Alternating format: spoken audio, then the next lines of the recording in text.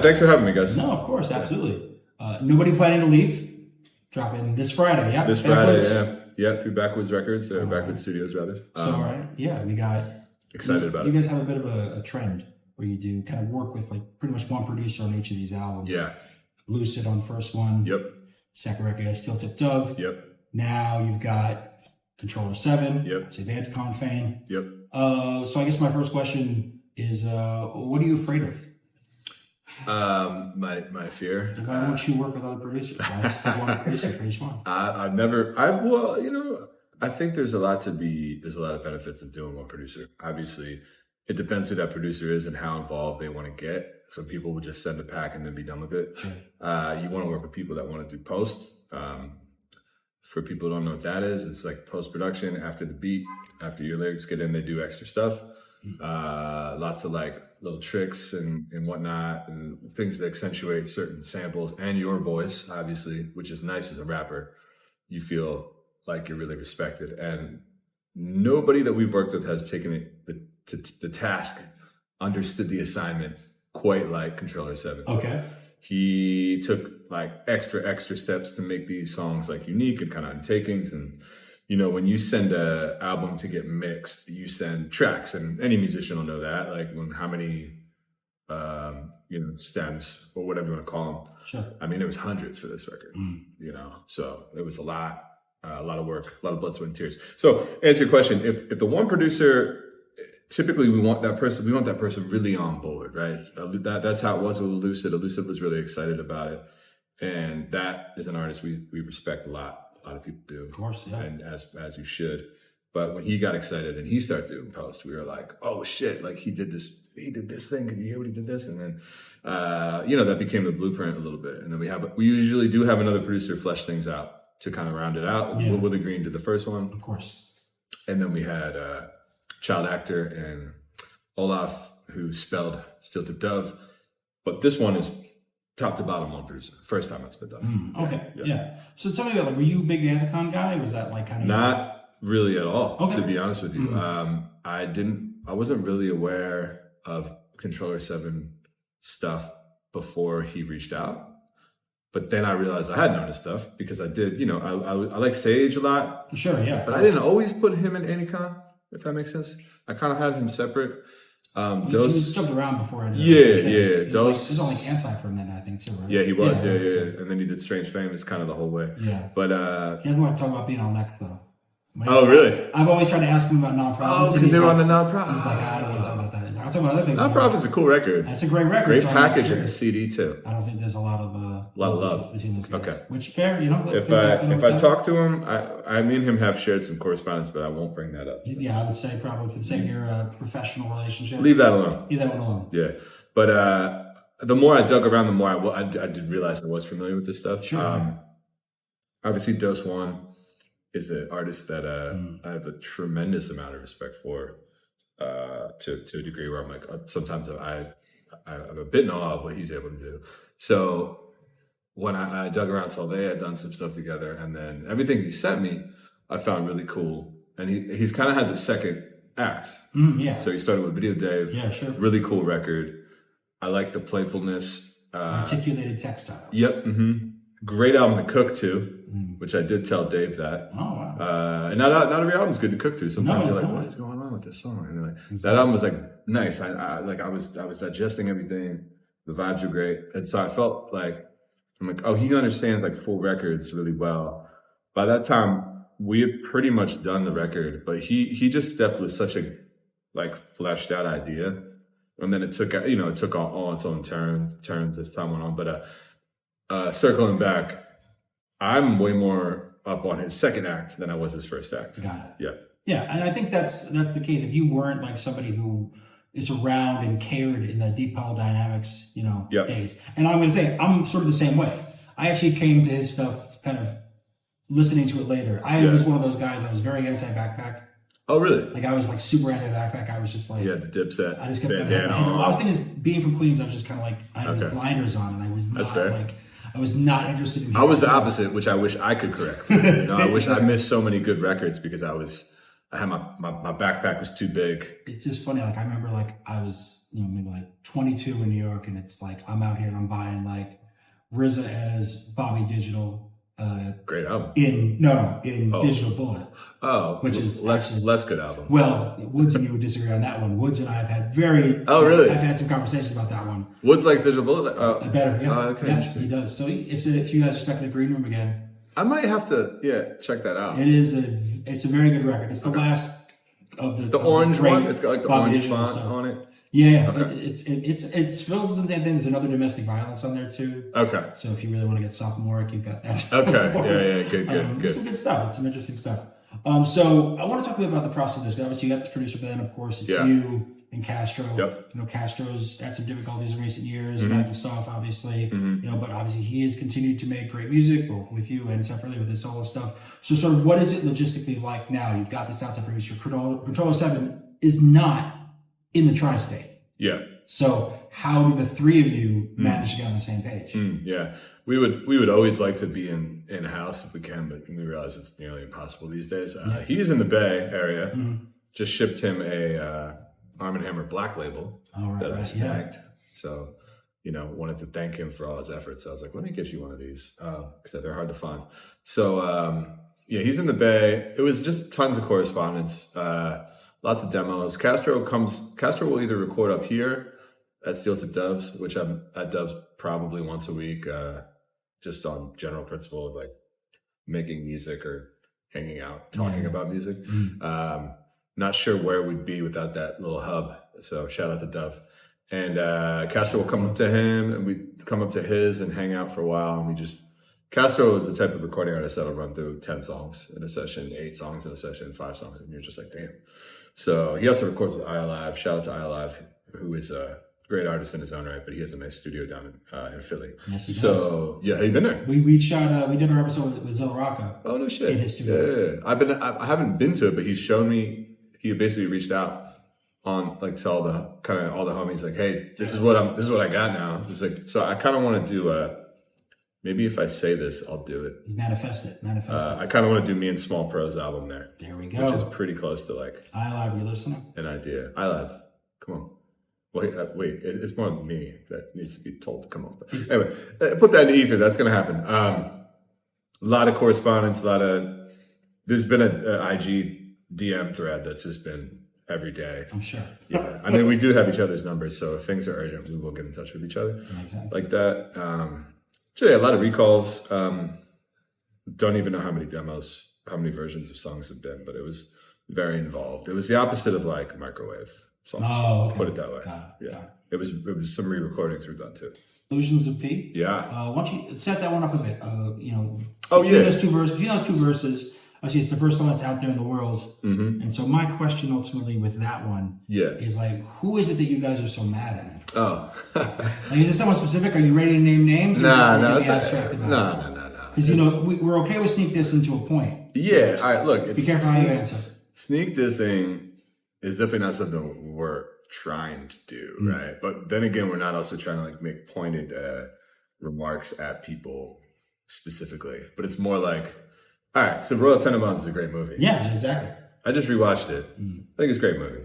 I had that line and I was like, I like this line. I'm going to use this line. And then it became it. So it's like, okay, and this is, Castro sets off a lot of this album. He molded a lot of these songs. This is one of the songs that I molded. So I wasn't sure why I was so angry. But he's like, he was charged up when he heard my verse. He's like, I'm ready. I know exactly what I'm going to do. Yeah. And it's like, it's just like to the people that, look, I have a job. I just told you about it. Like I work full time. And then when I put out an album, I'm working full time plus putting out an album. So like, I don't want that. So like, that isn't how I want to live my life. I'd love to be like a full-time artist. But so if I take offense if someone thinks that they can't do the same thing and that they ask for handouts and stuff like that. And I'm like, if you're not putting in the work, I don't want to hear about it. I just don't really want excuses that are like that. Now, lots of people can run into. We ran a fundraiser for Castro when he needed help with medical bills. Exactly. It's not about that. No.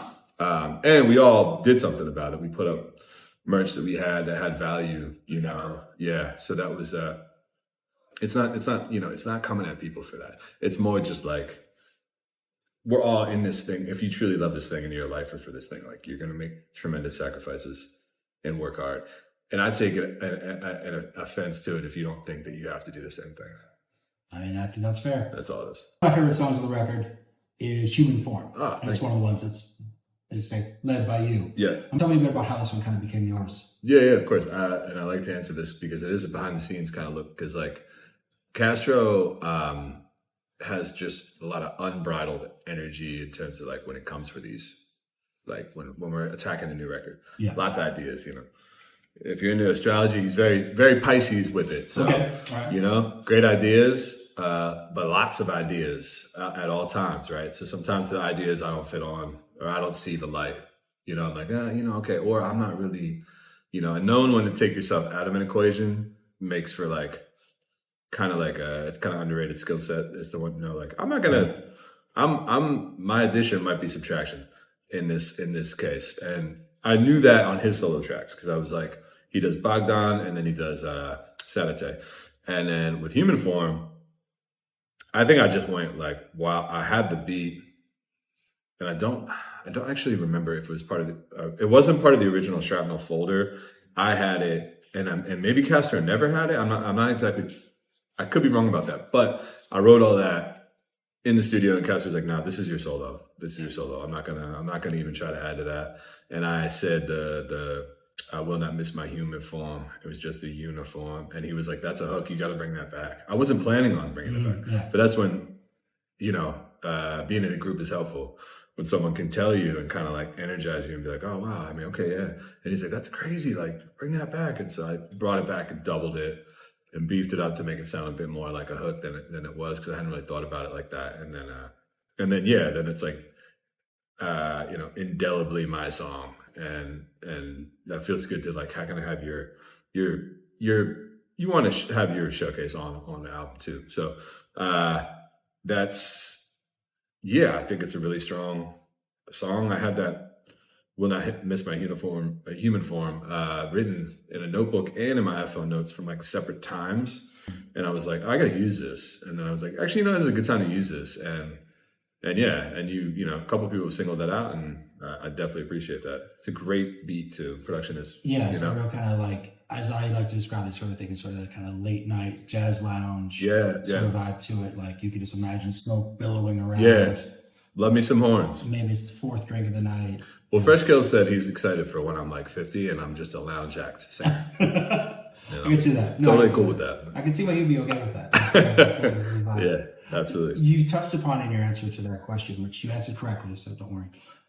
You touched upon sort of the contrast between you and Castro, which for me, as a critic, as a writer, it's hard for me to deal with that generally. When there's two MCs in a duo and their contrasts are so stark. Yeah. And it's not a contrast in talents, which is sometimes the case. Yeah. There are plenty of cases throughout hip hop history where we're talking about two MCs and one is the good one. Oh yeah, for sure. The other one is carrying the other guy on his back. Or like one like Capone and Noriega, where like the technically more skilled one isn't as good as the other guy. Yeah, because he's so charismatic. Exactly. You know, there's some relations there. I find your dynamic fascinating as a listener because there are clear cases. Energy, vibe, as you described, is a great example of how you and Castro are distinct from each other. Yeah.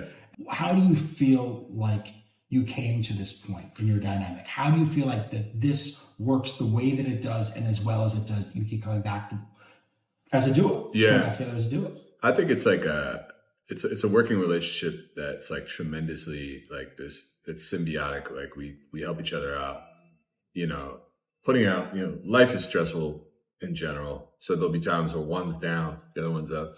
And you know, and the other person's kind of like, listen, man, we got like this record, like get super excited. And you're like, oh yeah, well, I'm excited. This is my dream. This is what I want to do. So like we have that energy. We have that respect for like we want to make something timeless every time we don't want to keep just like churning things out and projects out. We do take time, and like I just respect him as a rapper so much. Where it's like I like do not like he can have the spotlight at certain times, you know. And like a lot of rappers can't really get with that because it's a very it's an art, it's a craft where you have to be promoting and big up yourself before anyone ever notices you. So, people kind of hold on to that for the rest of their career, and then it cripples them in lots of ways. And if they don't let go of it, it can be you kind of never get anywhere.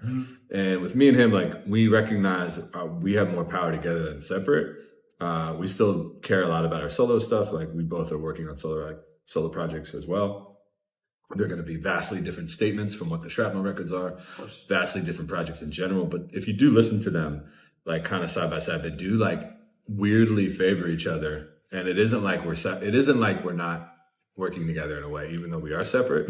I think it's just at this point, we're creating at a level of understanding each other, and it just sounds natural. And I don't know, like Human Form, it's a solo song, but it's a ShrapKnel song somehow. Yeah.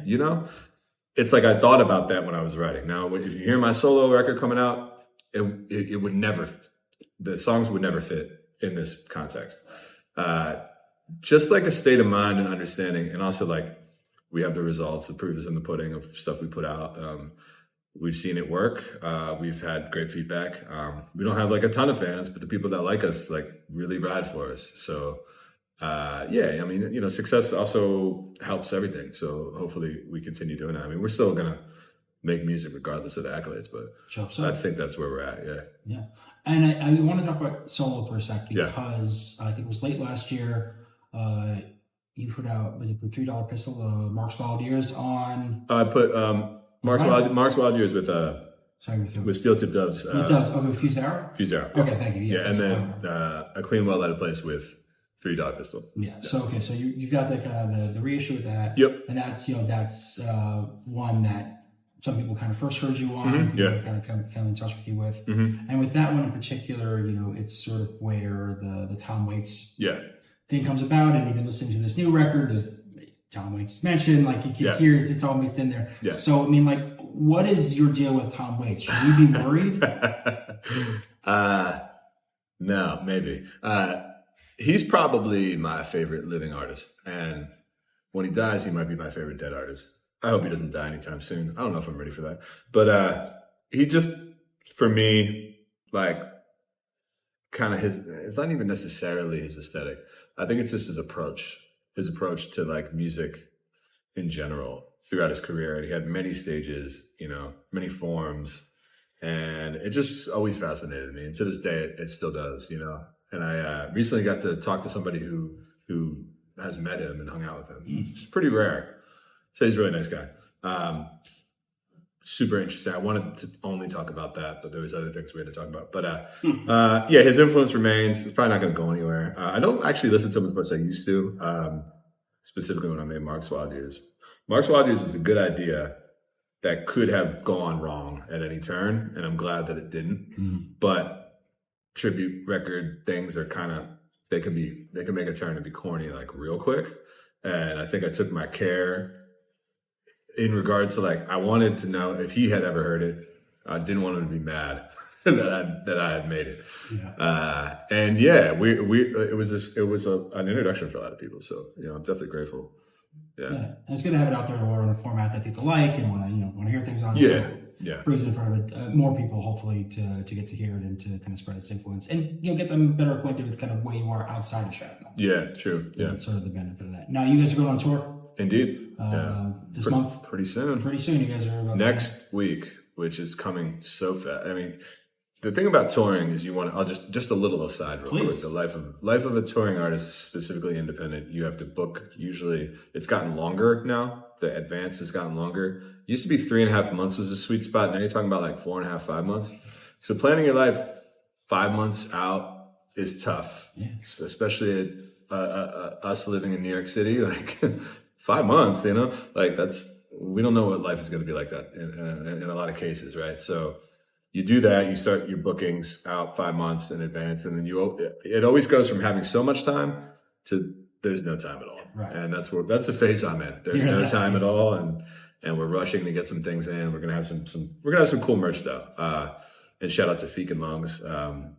We're gonna get to know each other for sure. We're gonna be on the road, but them cats are cool, and I like their work a lot. So Same. We really like what they do. We were just talking about Lungs before. I was playing a track before you showed up, and it was just like, every time I hear him, like, how does he do that? Yeah. I've seen him do it live. I've never seen him do it live. How, you'll see, maybe you see him live, get back to us. I might see what kind of black magic is going on.